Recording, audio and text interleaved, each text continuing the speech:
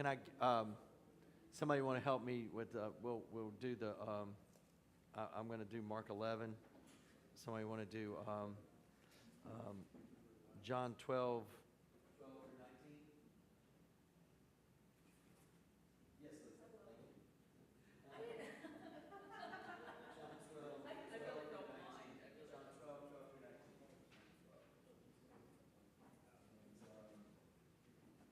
Okay, Ashley, thanks. Matthew 21, 1 through 9. I just have fun.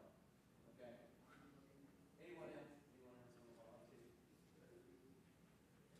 Okay, good. You'll read all of them? Um, oh, really? No, you would, someone. How long is it? You, that's 12 through 19. I read it from here, 12 through. No, you're let's go. Okay, let's go. Yeah, we're going to do it. Okay, here we go. John 12 what? John 12, 12 through 19. And Matthew 21. And then Ashlyn, Matthew 21, 1 through 9. Anybody else just want to just dive out there? Okay, we got it. Let's see. Well, Luke 19, 28 through 40. 28 through 40. Okay. Super good. Okay. Woo. It's hot in here. Yeah, we got to cut that back. Okay. It was on 74. Wow. Yeah. Kind of replicating Tucson, Arizona. Well, good to have everybody here today on this Palm Sunday. Glad y'all are with us. And you'll notice sometimes, too, even that the change in some bulletins and some kind of, and the way we present Palm Sunday, it's sometimes now called Passion Sunday. Actually, that is now the official name of the Sunday that they, whoever makes it official. I don't know who makes it official. It obviously was not me. And so, because if they would have asked me, I don't know that I would have changed it. But any stabs at why we changed it? Is that just Presbyterian? No, it's the church. What? What? Moms have feelings too. No, it's just okay. Palms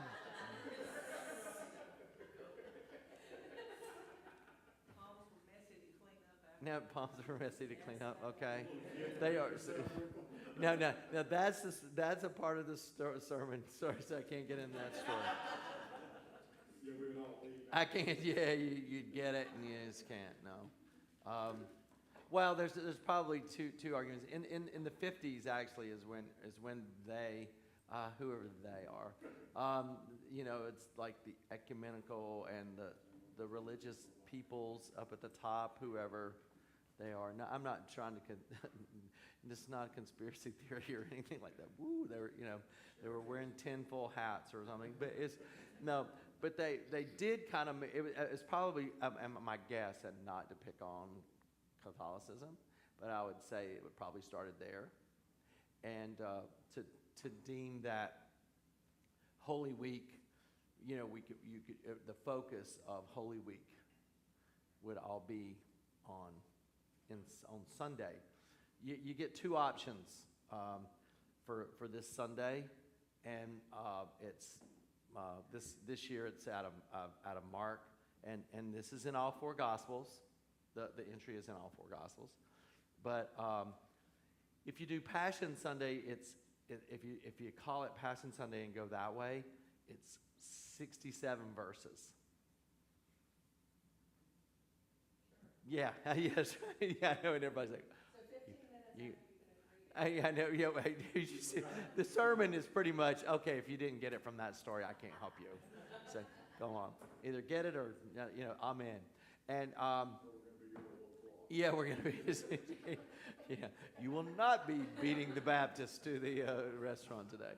But it's ultimately, it's now, again, you're going to have a couple of different arguments. Some say, no, no, no, this isn't what we had in mind, but that we wanted to reemphasize what the week is about. And ultimately, I mean, maybe this is more cynical Neil coming in, so weigh that out. That it comes down to a calendar issue in the world that we live in, that to ask people to come Sunday, and then to come Thursday, and then to come Friday, and then to come back again next Sunday, is like, God is asking so much that, we just can't do that. And so it's to make sure that everybody, if you do the Passion Sunday, it means let's make sure that everybody gets the story on Sunday before next Sunday.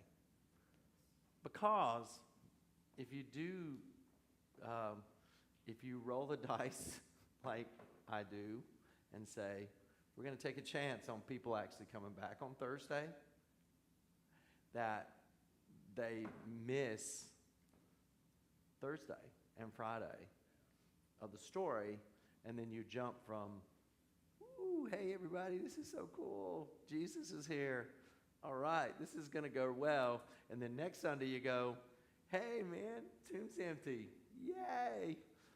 You miss what happened on Thursday and Friday, and then you go, that's, your faith is, it's an odd approach to how you miss out on the part that you miss out on, And there is a grand, well, not grand, but there is a theological push for people, and it really is funny how it plays out on both sides. If you, again, why I say I am so adamant that the notion of saying liberal conservative is really, really, really detrimental to the conversation.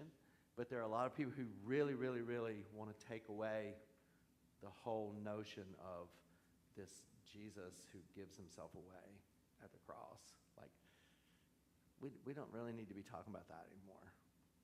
That's not what we want to do. Take that away. Well, the argument would be, well, yeah, it's really something else that really reconciles us. Or yeah.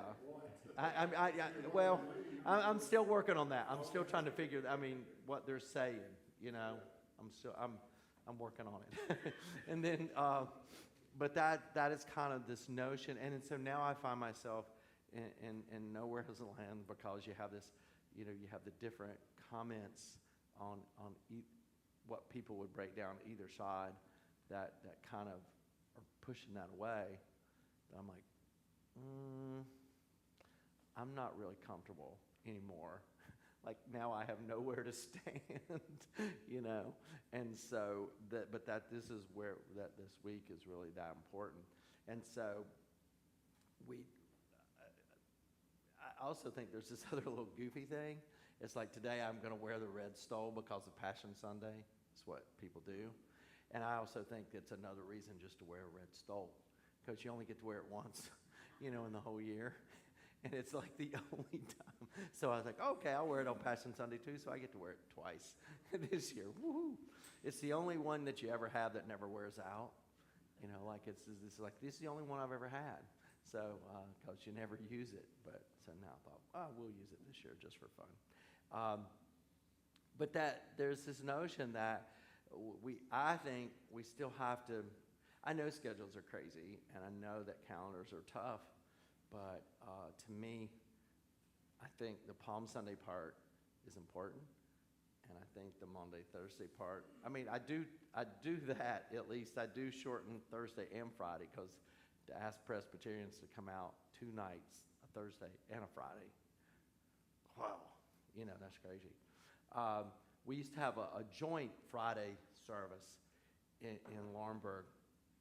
We'd have everybody, all the churches would get together and do that, like at a midday. Well, in that community, it's spring break. And everyone, I'm serious, that community, like they're all, if you really wanted to have that service, you'd have to go down to Sunset Beach. And then that's where you see everybody because that's where they all are. And so I never took the week of Easter off because after that, because there really wasn't anything going on the whole week. It was like I had a vacation at the office, so it was kind of nice. I guess I shouldn't have said that out loud, but I know, yeah, it's there, and they're all going, oh, so that's why that clown didn't do that.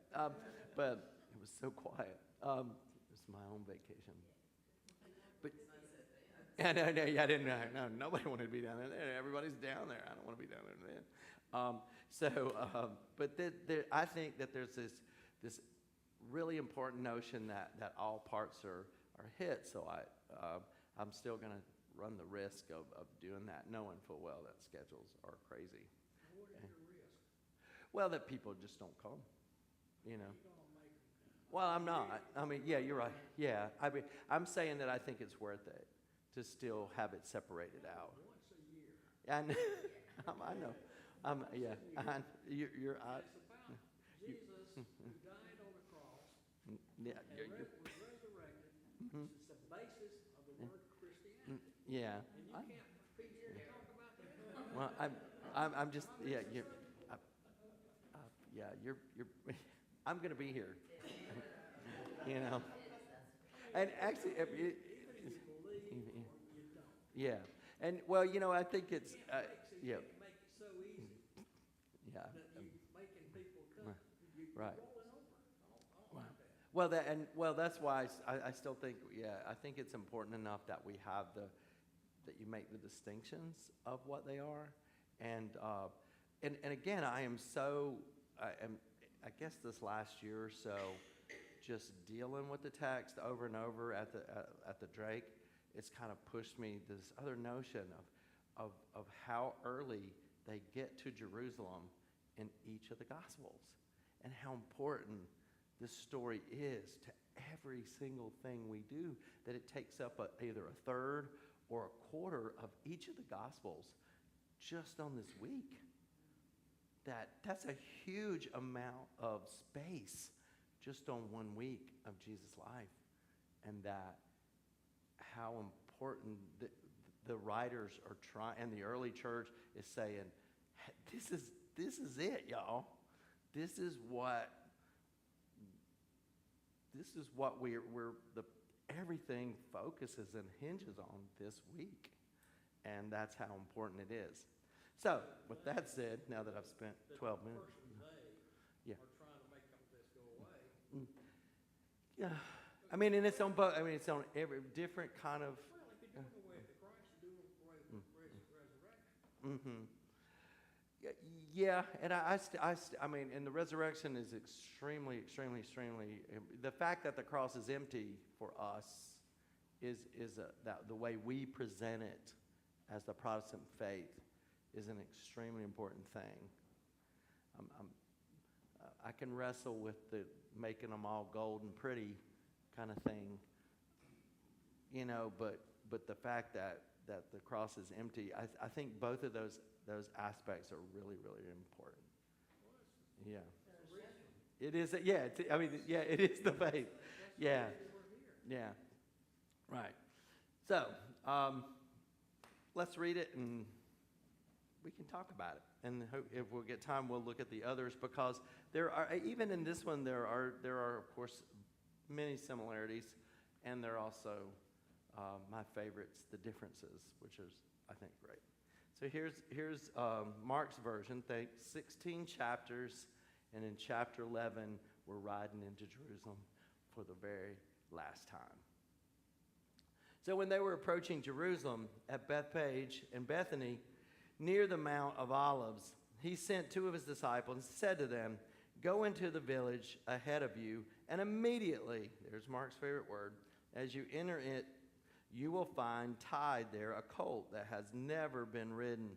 Untie it and bring it. If anyone says to you, 'Why are you doing this?' just say this, 'The Lord needs it and will send it back here immediately.'" They went away and found a colt tied near a door outside in the street. And as they were untying it, some of the bystanders said to them, "What are you doing untying that colt?" They told them what Jesus had said, and they allowed them to take it. And then they brought the colt to Jesus and threw their cloaks on it, and he sat on it. Many people spread their cloaks on the road, and others spread leafy branches that they had cut in the fields. Then those who went ahead and those who followed were shouting, "Hosanna! Blessed is the one who comes in the name of the Lord. Blessed is the coming kingdom of our ancestor David. Hosanna in the highest heaven."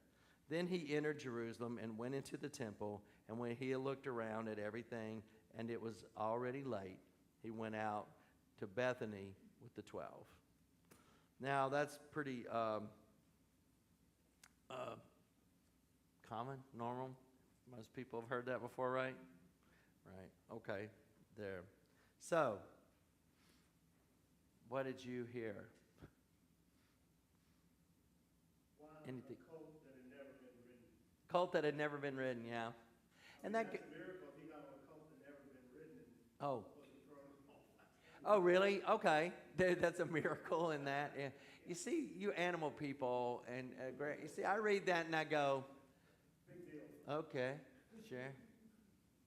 I don't know. And so it's never been ridden, and it wouldn't like that very much, huh? Huh. Who knew? Obviously, I didn't. So, interesting. You see, when I read that, all I hear is Zechariah chapter 9, I think it is, or chapter 2, one of the two. That they're referring back to Zerubbabel getting on the colt and riding back then, and it was the king. This is kind of remarking that image of the king Zerubbabel riding in, and he's the guy. Like, this gives it away, y'all.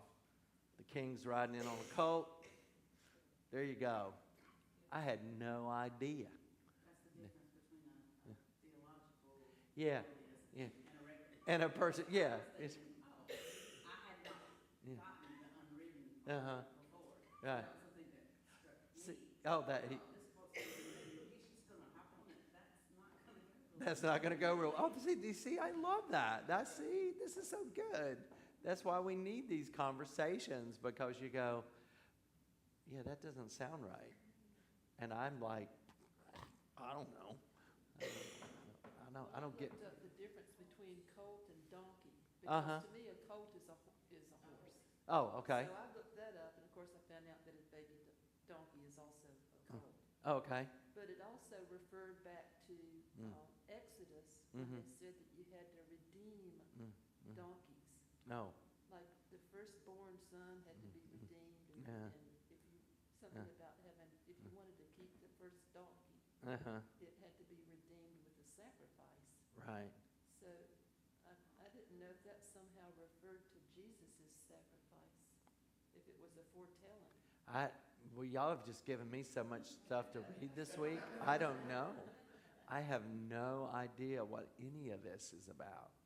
It does strike me about this, that Mark, we talk about Mark being so, and yet look how much time he spent telling this story, this part of the story. Hey, go in and get this, and if somebody stops you, you tell them exactly this. Oh, okay, sure. And you go through how detailed Mark actually got in here, and I'm like, I don't care about this at all. But yet, he spends a great amount of time saying, I want y'all to know exactly how this goes. And so now I'm going to have to read up on donkeys this week. I mean, I know. I might find out something that I'm like, really? Check that out. Well, in Matthew, it does say, In Matthew. it does say that, talking about the donkey and the colt, and it says, on a colt, the foal of the donkey. Uh-huh. And so, and he talks about getting them both. Right. And in Matthew's gospel, you want to read that part for us, Ashlyn? You have to go up there. No, you I just bring the camera over here. No, go ahead. When they had come near Jerusalem and had reached Bethphage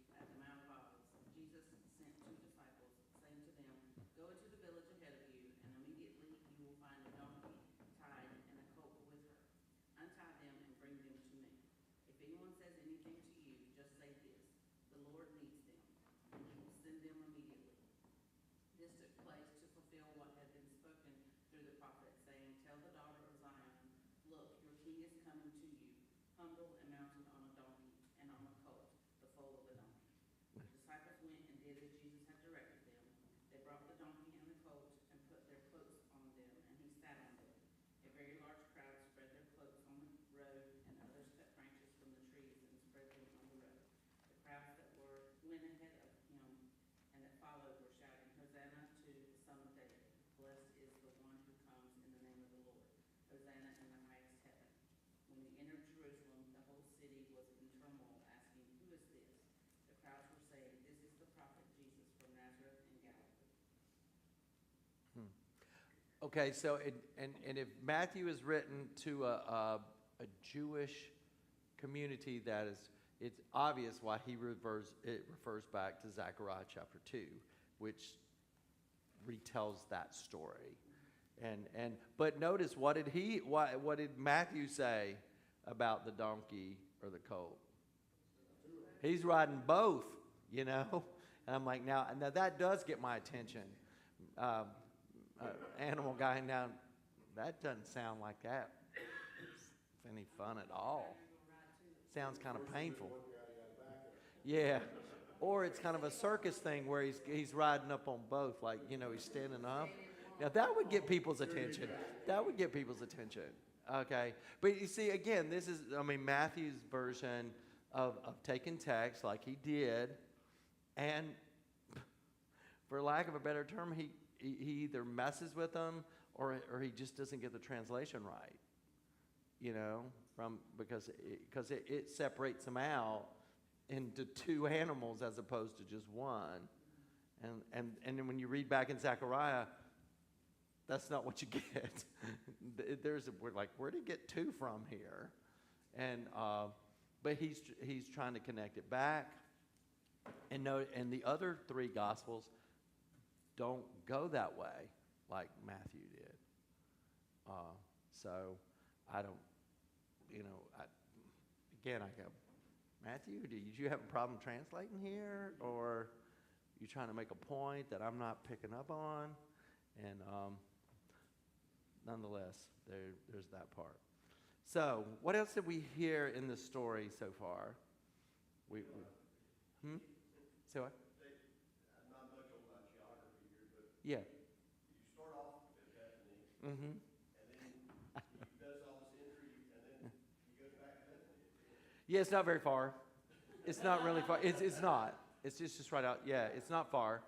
And that is an interesting part of that story in Mark's gospel, where Jesus comes in, he looks around, he gets the layout, and he goes, yeah, I'm good. It's late. Yeah. And he goes back. And so you get this entry that everybody's excited about, and yet cool, I'm good. Later tomorrow. We're okay. But the point of the notion of what are they getting at? What are they thinking here? In this notion of especially from Mark's view. Listen to what they're saying. Hosanna, blessed is the one who comes in the name of the Lord. Blessed is the coming kingdom of our ancestor David. So their intentions are pretty laid out. They think, yeah, we're getting this thing back to, he's coming to set this thing back to when David was in charge. We're going to get Israel back when we weren't getting beat up by everybody. That's what we want. That's what we want when it says Hosanna. And the translation is pretty much kind of from two Hebrew words. We beg you, we beseech you, save us, and save us right now. I mean now. I'm not looking for some, sweet by and by, holy other, gospel thing up in the mountains, kind of, when we all get to heaven, what a day of rejoicing that will be when we all see Jesus. That is not what they're talking about at all. They're talking about the kingdom coming right now. And that's kind of to go back to Zechariah, this whole king notion. And so him riding in, they're throwing on palm branches, and except for, strangely enough, Luke leaves that out. He doesn't talk about palm being thrown out in front of them and all. Or leafy branches, as Mark calls them. I don't, why he did, I don't know. But they lay the cloaks down, and so he's got a soft ride. They're doing everything to, just like this is Jesus coming in to take over.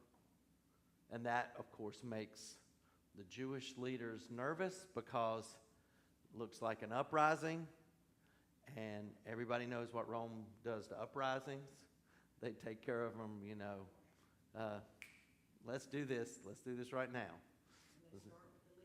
And they start with the leadership. They're not real, they're not seeing who has name tags and the like. They just, okay, you, dead now. So that's the way that goes. So, we kind of get that part of the notion. So now, jump forward. What does this story do for us? How do we, other than we go out and we bought crosses this year. Again, another part of the sermon, can't go into that until we get there. But we don't have palm branches for everybody this year. We have crosses made out of them. So for you to take and use them as a nice bookmarker later, So we're thinking multiple use here. But what does this story do for us as the modern church, for this church? I think it shows how we should be humble. Okay. He didn't ride in an old-faded chariot. No. They didn't repave the road for him, No. what I mean, and clean it, No. And we should, There's a humility in Jesus coming in this way. And now there's a whole nother aspect of that I have learned today, that, don't jump on a colt that's never been ridden before. So noted. But the miracle in that Yeah. is Yeah. more prevalent. Maybe it's just how that all happens. The newness. And being able to do that. Yeah. that And I also note that too. Yeah. If I ever want to say, hey, y'all, watch this miracle. I'm going to go jump on this colt that's never been ridden on. See how that goes. Don't do that? Okay, thanks. Yeah. I'm like, come on, y'all. Y'all know I'm not doing that. I mean, I don't care how many times it's been ridden. I don't want to get on that thing. Don't want that. I don't want to get on that thing at all. What we discussed in the beginning is it is the basis of our faith. It is an important aspect. As a warrior. That's right. They were kind Is of it? mistaken in that part. Right. Ooh, there you go. Or what they what they wanted and what they got. Right. And maybe that's a huge part of this for our theological import, is that how do we think about what are our expectations of this Messiah in Jesus, and what we think we want as opposed to the Jesus we get.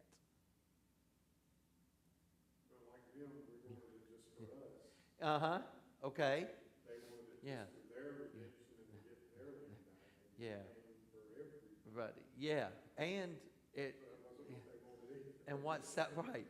And how is it that what we always think we want Jesus to be, and maybe that's not exactly the Jesus we get?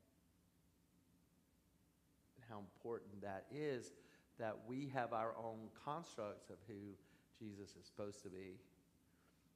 And Jesus is supposed to be for me. Yeah, I want you, but in that, how that excludes so many other people, and that our expectations of this Jesus get crushed all the time, or they should, for the one that there who comes. And also, let's think about that notion of salvation now. come save me now. Maybe that's something else we need to think about too. But I was for the expectations that we have of Jesus, and how that we might need to reconfigure who Jesus is. Yes. One of the best lines I've heard in The Chosen. Oh, The Jesus Chosen. Speaking to Simon Peter and saying, "Get used to different." Yeah, get used to different. Not Ooh. what he was expecting. Oh, wow, I Get should have used to watched different. that. That would have been a great sermon title. Get used to different. You can still use it. I'll use it some other time. Yeah, maybe so. Debbie's watching it for me, and so she kind of helps me out with that. Let's pray.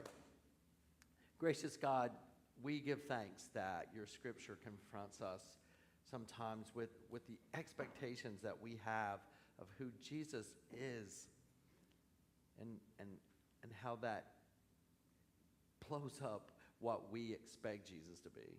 The Jesus that comes humbly, the Jesus that comes to give himself away, the Jesus that comes to give himself away for all people, not just for folks who look and act just like me. Wow. Confront us